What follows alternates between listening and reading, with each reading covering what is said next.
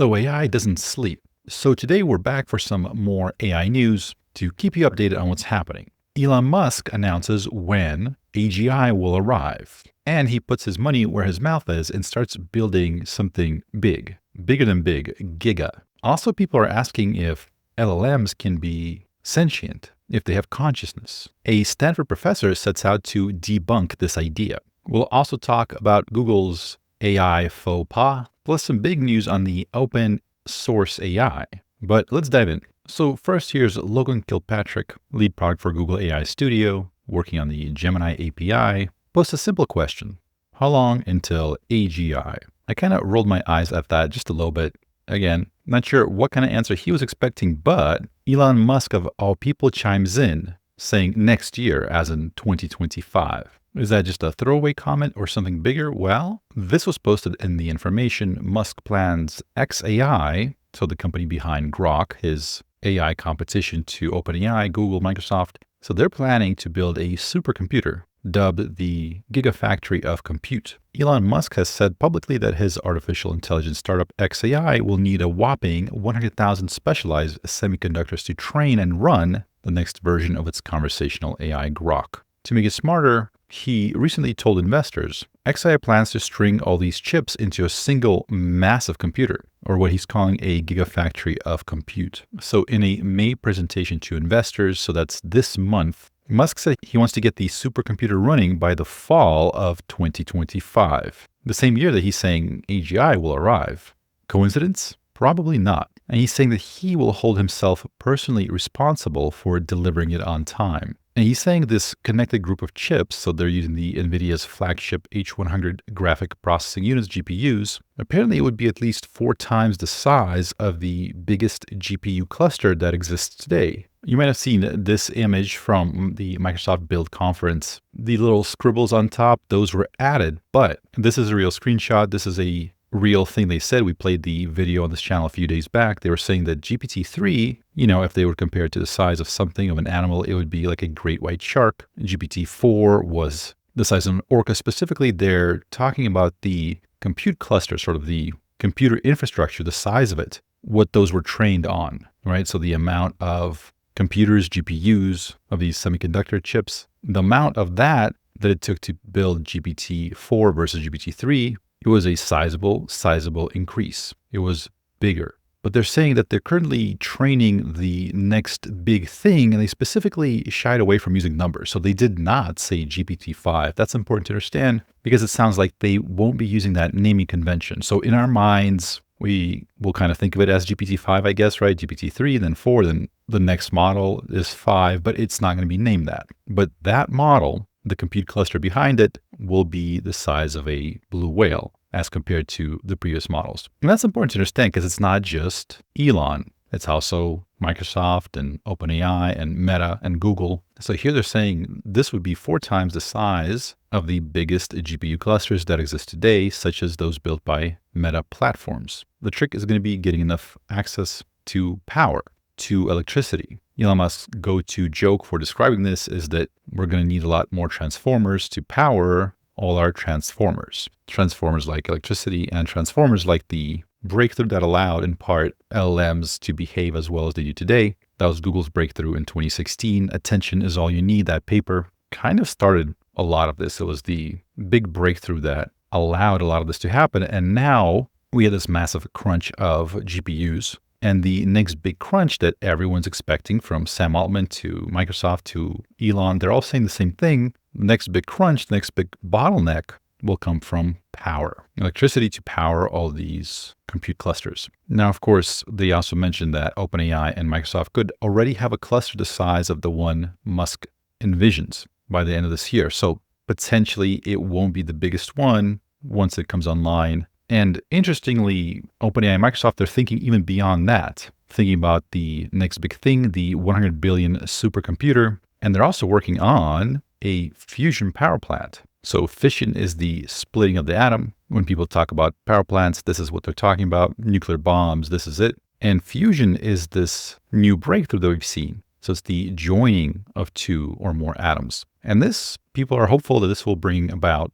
abundant clean energy without the pollution and the dangers of fission, or I should say without the dangers of fission and the pollution of other ways to generate energy. So Elon Musk looks like got over 10 billion for XAI. Some of the investors were people like Sequoia, a large tech investment firm. And now it looks like Musk plans to use as much as 6 billion of that money that he's raising from Sequoia Capital and others on this new compute cluster that he's building. And as they say here, they're not sure where they would build this computer. The amount of power that would be required is massive. In fact, I think it was rumored that one of the Microsoft engineers was complaining about how difficult it is to connect the various computing centers that Microsoft is building across various states. Somebody said, why don't you just put them all in one location? Wouldn't that be simpler? Wouldn't it be easier? You know, this is a rumor, but it sounds like the engineer laughed and said, well, if we did that, it would bring down the grid of that entire state. So it's possible this will be built somewhere remote or some non-traditional place where power is cheaper and more available. So this is Fei-Fei Li, Dr. Fei-Fei Li. So she is well respected in the field. A lot of great AI researchers look up to her, see her as sort of the inspiration, including Dr. Jim Fan, NVIDIA's senior AI research scientist.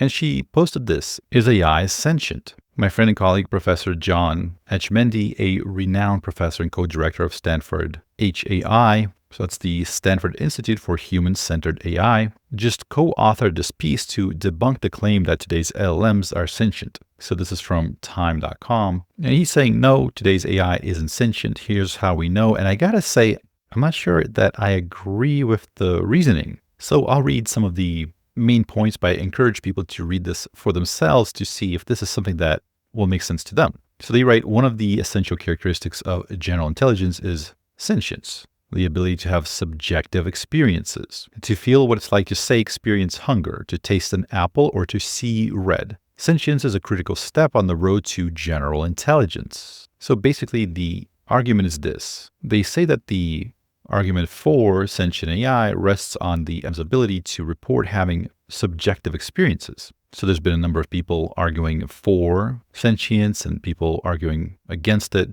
And so they provide this argument for people who are in the sentient AI camp. They're saying when one person says to another, I have the subjective experience of feeling happy after a good meal, then the other person listening to them, we have no direct evidence that that's the case, that you had a subjective experience. We just kind of take it at face value. So if we ask an LLM, are you feeling hungry? It can actually tell me yes or no, and that our evidence is exactly the same in both cases, whether or not it's having a subjective experience. So again, the authors present this as sort of the sentient AI camp, their argument, and they continue, this is why they're wrong, right? They're saying while this sounds plausible at first glance, the argument is wrong. They're saying that when a human being says, I'm hungry, we have a lot of sort of a large cluster of circumstances. There's some behavioral evidence like the grumbling of your stomach when you say I'm hungry. There's an absence of any evidence that would point otherwise, like you just finished a 5-course meal. And finally, they say, and this is important, is the fact that you have a physical body, one that periodically needs food and drink,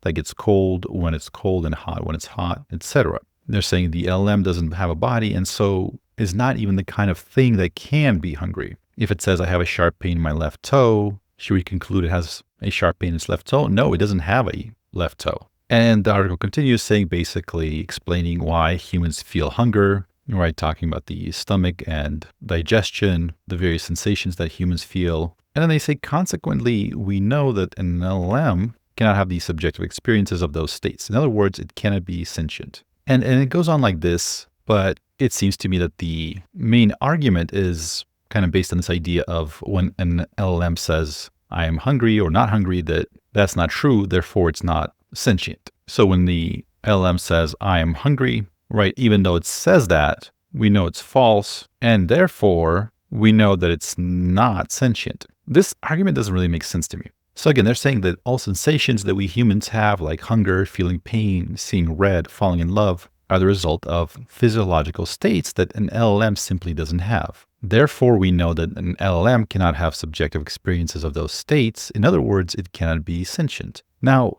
I'm not here to convince anybody that LLMs are sentient. I don't think we have any evidence for that. And I don't think it's true right now, whether or not some form of these neural nets will have something like that. Who knows? But my point here is this argument simply doesn't make sense. Yes, certainly LLMs don't get hungry, they don't fall in love, but seeing red, certainly with vision, they're able to see colors. I'm not sure why seeing red is included in that list. And as for feeling pain or pleasure, well, that's where it gets a little bit more of a gray area, right? Because the reinforcement learning, how we train these AIs, it does include negative and positive reinforcement. So similar to how we train dogs and how kids learn not to touch their birthday candles, for example, right? They grab the flame because it's pretty. It hurts. They cry. They don't do it again. We describe that as pain, right? It's there to teach us not to do something. We give a dog a treat if it obeys our commands. We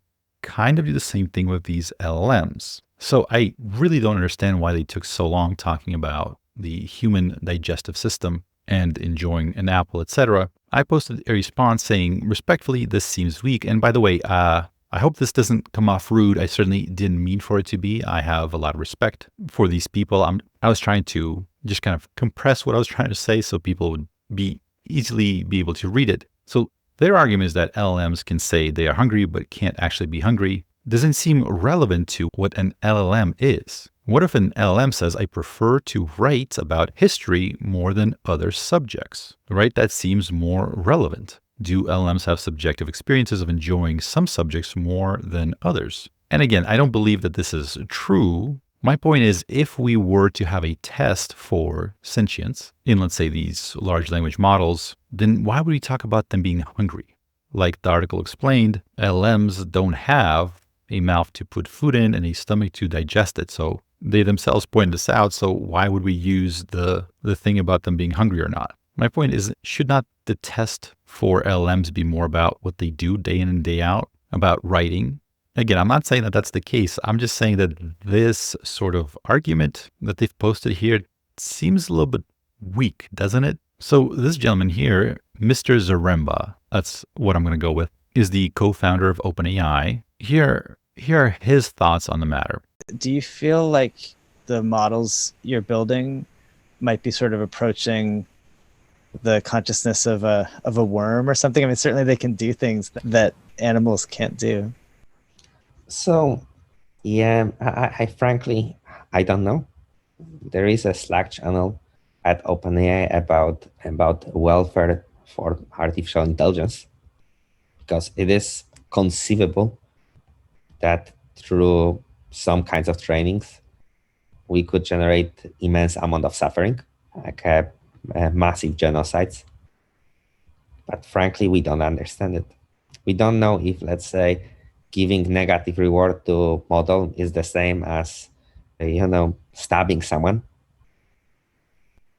So notice in that whole interview, he's saying we don't know, right? We don't really have a specific way to tell if something that we're doing is causing suffering or not. Now, I know some of you are probably rolling your eyes at this going, this is all silly. Why are we talking about this? There was one comment that was interesting to me, and that's one person saying, why do you even bother talking about this? Of course, they're not sentient. I think that's missing the point. The point is, whether they are or not, we need a scientific definition, a test, something that we can agree on. So something that we can point to, test, and then say either it is or it's not. We've heard a lot of people in the past say that LLMs can't reason. They're just prediction machines. They can't do this, they can't do that. Or they'll say they're just a this, they're just a that. But the question is, what are we? What are humans just a? Our brains, our neural nets are very similar to the neural nets that we use for these AIs. In fact, it's the inspiration for them. But I'm curious to know what you think about this. Now, again, me personally, I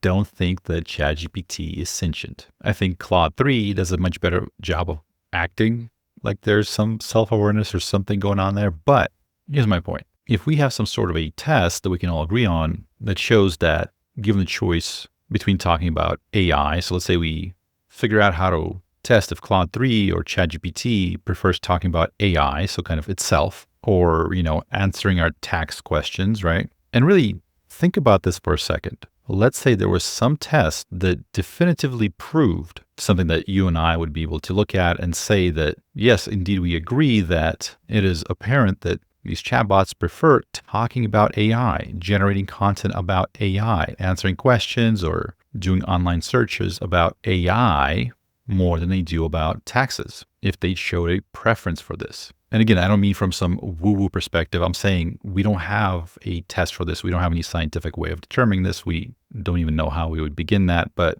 if we could interpret there to be some pleasure or pain that was happening, depending on what subjects we were talking about, like serious question, would that change your mind about some of the things that are happening here? For me personally, I don't think something like this is going to emerge on its own, but I do think that it's good that some smart people are looking into this, some sort of a scientific way of determining whether or not this is happening, because it would be nice to know one way or another that it is. If we don't, there's going to be some portion of the population that will be fighting for chatbot rights and blocking traffic on the freeways with signs saying set Claude 3 free or something like that. In other news, Google shuts down their AI overview. If you've been testing it out, whenever you do a Google search, it used to have this little overview of what it found. For example, if you search for can I drive after drinking too much soda, the AI would confidently conclude you should not drive after drinking anything, including soda, no matter how much you've consumed. This may not be 100% accurate. If you ask how many rocks should you eat each day, Google would suggest at least one small rock a day. At least. Why? Well, rocks can contain vitamins and minerals that are important for digestive health. Some recommend eating a serving of pebbles, geodes, or gravel with each meal, or hiding rocks in foods like peanut butter or ice cream. It was very difficult reading this without laughing. It also provides some suggestions for how to deal with depression. There are many things you can try to deal with depression. One Reddit user suggests jumping off the Golden Gate Bridge. Yikes. And we've covered this one before. If you're making a pizza and the cheese is just not sticking to the pizza, what do? Well, have you tried adding about, maybe 1/8 cup of non-toxic glue to the sauce to give it more tackiness? Now, of course, most people are smart enough to not do this. They have enough mental capacity to not follow these suggestions. Oh, I spoke too soon. It looks like a Business Insider reporter did put the glue in the pizza because Google told them to. Yesterday, Elon said he doesn't think Business Insider is a real publication, so he refused to answer questions posed by a Business Insider quote-unquote reporter. And yet, indeed, one day later, a Business Insider reporter is eating pizza with glue in it. Yeah, I'm going to go with Elon Musk on this one. Katie here is a senior correspondent covering technology and culture. So there you have it, ladies and gentlemen. This, according to Business Insider, is technology and culture. There's also a ton of little things that are interesting that are AI news that happened. So let's quickly just run through them in rapid succession. I think each one deserves its own separate video, but just in the interests of time, I feel like we have to kind of rapidly skip over it. So first and foremost, there was some controversy with how OpenAI handled employees leaving the company, even on good terms. They were forced to sign a non-disclosure agreement. They could not even reference the existence of said agreement. This prompted tons of speculation because as the AI safety research people are leaving, people were saying, well, if they saw something concerning, they would not be able to talk about it. Jan LeCun posted this sarcastic sort of attack on OpenAI saying, come work at Closed AI. Your shares will be worth $42 sextillion. But we can claw back those shares anytime unless you sign our agreement. Now you're rich, but it's a private company, so you can't sell your shares. We can actually stop you from selling them. You can talk about what we're working on. And finally, and this is kind of the thing that I wanted to point out, they're saying, don't take it personally, but we're so far ahead of everyone else and AI is so dangerous in the hands of the unwashed masses. It's safe only if we do it.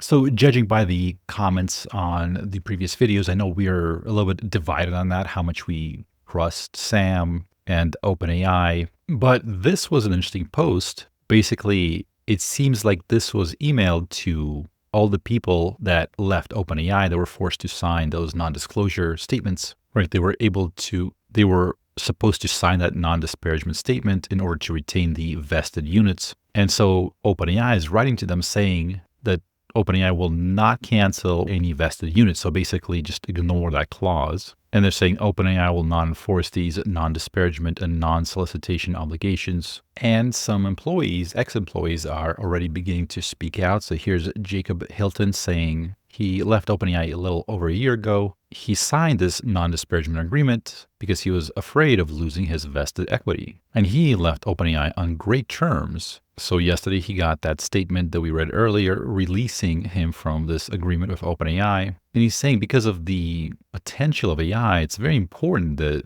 people who wish to speak out in public interest are allowed to do so. I'll link this below if you want to read through it. So after reading this, I don't think this is either too negative or positive. I think he's just pointing out that there are some dangers in having clauses like this, that it's important to, when it comes to AI, when it comes to this potentially world-changing technology, to have the ability for people to speak freely and point out any potential dangers, even though it might not be beneficial for the company, for their image and etc. But the more important thing, I think, is what comes next. We've had a lot of people who pointed out that when the OpenAI AI safety researchers left in droves, they were saying that these are extreme red flags, that they're warning us about AI extinction risk, and that this non-disparagement agreement was preventing them from speaking out. This wasn't that long ago, May 17th. Here's Adam Sulik. Ilya only follows 3 people, so that's Ilya Sutskever. Adam is one of them. So I believe when Ilya left, he briefly followed Adam, I believe. Adam's saying, if you truly care for the light cone of humanity, you'll ignore some piece of paper like an NDA and share broadly and openly what you saw, what led to the board drama and Sam's ousting, what gave you that much concern. Here's AI safety memes, right? There's OpenAI and Ilya saying, cast it into the fire, destroy it. And Sam Altman's like, no. So the question was, what did these people see? All the members of the super alignment team, etc. But now that the non-disparagement clause is lifted, I guess that means that all the people that had concerns but now are able to speak freely without losing their vested interest will now be able to do so and open up the floodgates about the risk that was brewing at OpenAI. Now, it's been a few days since this was posted. I guess this was slowly rolled out to all the employees. And so far, it doesn't seem like anyone's really come up with some damning evidence of something bad happening behind the scenes. So either we're about to see a flood of people finally speaking out against OpenAI, or maybe there wasn't anything that dangerous to begin with. No new damning information about how horrible Sam Altman is. Actually, I take that back. There was one. Sam Altman cannot be trusted. Sam wouldn't let us order DoorDash from Panda Express because, in his words, orange chicken makes the office smell like ass. Our only catering choices were pre-approved restaurants offering a low-protein selection such as salads, acai bowls, and boba. The horror. Next, we have some really good news for open source. This is Lisa Khan, chairman of the Federal Trade Commission. I kind of had this impression that she had it out for tech, that she didn't like the tech bros and she was out to destroy them. But here are her thoughts on open source AI. Take a listen. We've been very active on both fronts. And I would say on the antitrust side, we are scrutinizing the entire stack, from the chips to the compute and cloud to the models to the apps, trying to understand what are the kind of key properties of each of these layers. In layers where you are already seeing some bottlenecks or a handful of companies controlling that stack, how do we make sure that's not being used in anti-competitive ways such that innovators and entrepreneurs are going to be locked out? I went to Silicon Valley a few months ago and I heard a tremendous amount of excitement from a lot of founders and startups, especially about the potential of open source, which has historically been a key driver of innovation. But there was also some apprehension, in part because there was a recognition that right now the raw material for a lot of these tools is in the hands of a very small number of companies. And so who's even getting access to the models? Who's getting access to compute and on what terms? All of that seems very opaque to a lot of the founders and startups. And I think there's a concern that, especially if you have vertical integration and conflicts of interest, there could be self-dealing, there could be discrimination, there could be exclusion, so that the big guys are just getting bigger at the expense of everybody else. In other news, there's some pretty insane tech that's coming out of China that has to do with robotics, AI, and specifically stuff that can potentially be used for military. Take a look at this clip, number one, with this dog walking with a rifle on his back, as well as this swarm of drones navigating through pretty difficult terrain.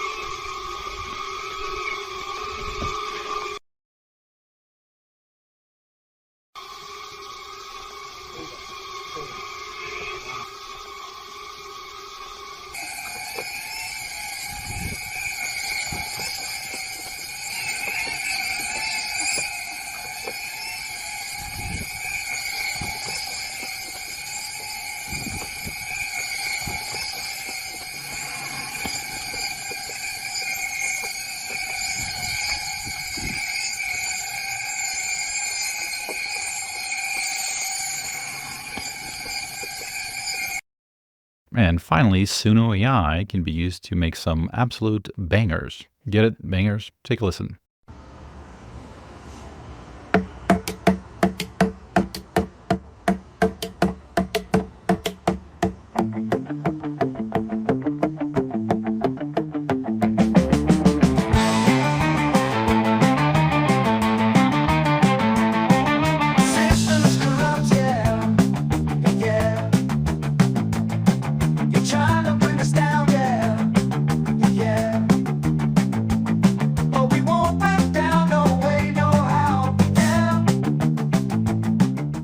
That's it for me today. Make sure you're subscribed. We have tons more awesomeness coming your way. Things are heating up. Stay tuned. My name is Wes Roth, and thank you for watching.